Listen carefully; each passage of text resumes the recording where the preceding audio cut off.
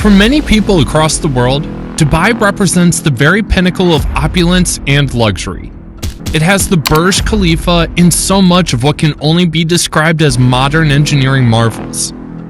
Many will describe Dubai as heaven on earth, but for many migrant workers, Dubai is a Venus flytrap.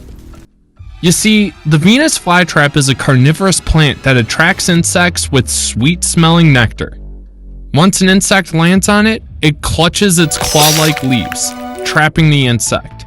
The insect decays and is absorbed by the plant as nutrients. Like the insects, many migrant workers are attracted by the sweet-smelling nectar of Dubai.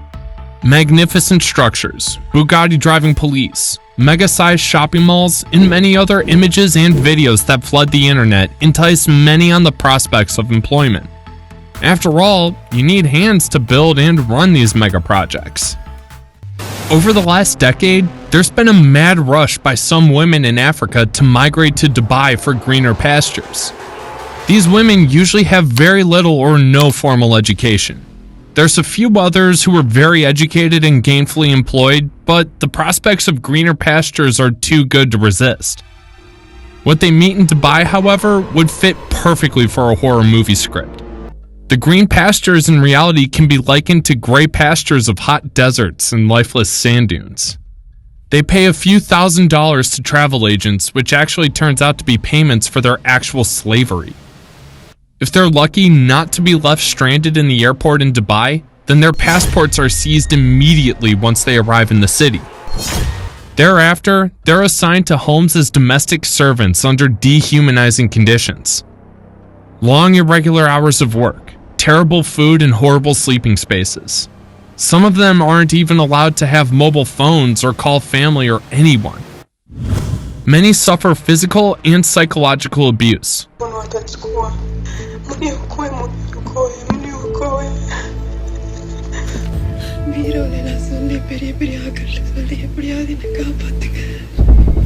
It's not uncommon to see African housemaids with swollen cheeks and black eyes.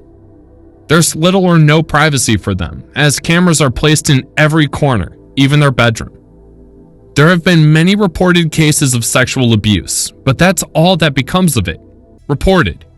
If they're unfortunate to be accused of theft or any wrongdoing, they have no defense, that is, if they understand the language of the accusation. The only way out is to escape, and that's a gamble between life and death. Being an Islamic city, prostitution and sex trafficking should be inexcusable, right? Wrong. Dubai has an expatriate community of about 90%. 69% of these are male. Who's to quench the sexual thirst of these men?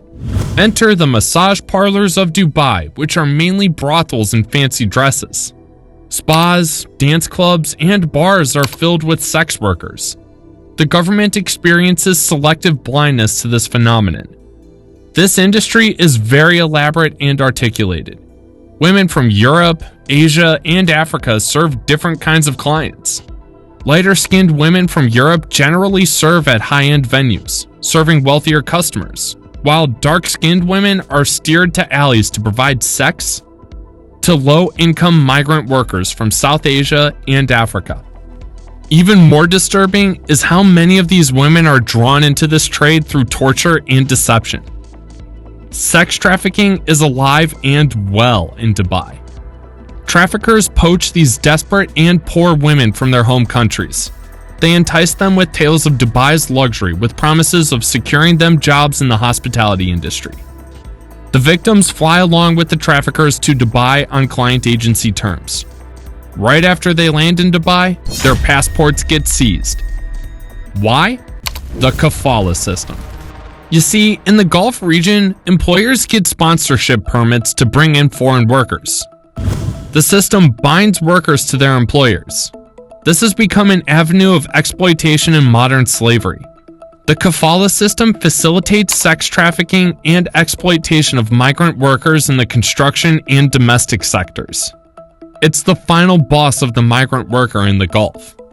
With their passports seized, the women are left stranded and vulnerable. It's only a matter of time before hunger forces them to comply with their traffickers' demands. The victims have successfully been coerced into prostitution, servicing men on the regular, some as high as 30 men a day. They have daily targets to meet, and when they fail, their supervisors who double as enforcers subject them to gross molestation and violence.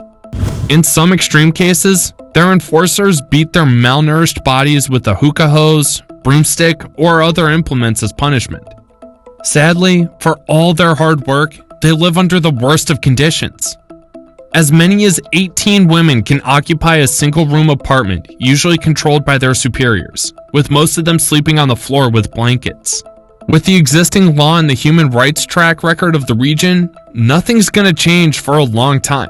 The legal system isn't really growing fast to catch, because also our government is scared of regulations that they may, turn off businesses or investors and, in all these developments and so on. If you think this is horrible so far, I'm sorry to disappoint you. There's a whole more disturbing aspect of sex trafficking in Dubai. There's a whole constituency of clientele who have the most disgusting and depraved sexual fantasies.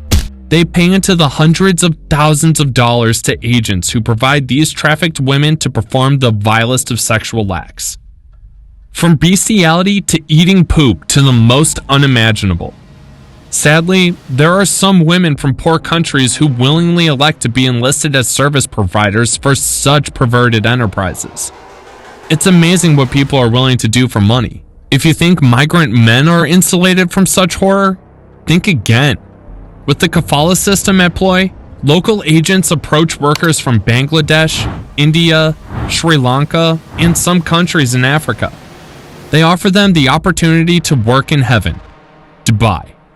They sign contracts of terms, and though illegal, agents charge exorbitant visa fees to fly workers over to Dubai.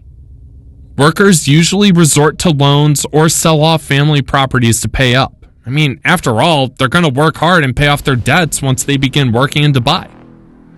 Upon arrival, original contracts are torn up. A new one with harsher terms and relatively low salary is drafted.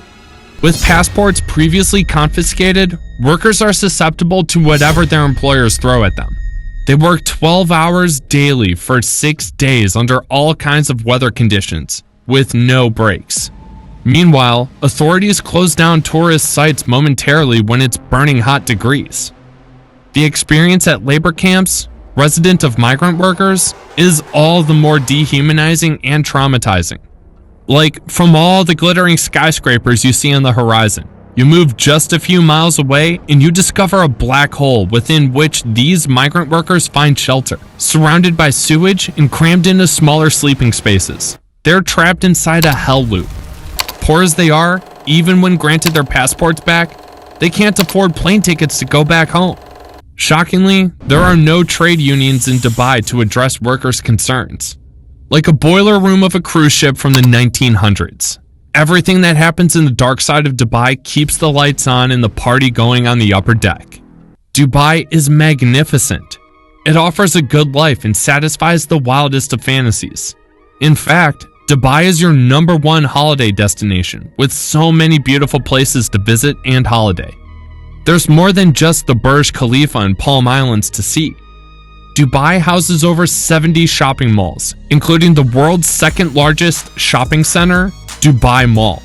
There are many boutiques and jewelry shops located in the city. Many fondly refer to the City of Gold.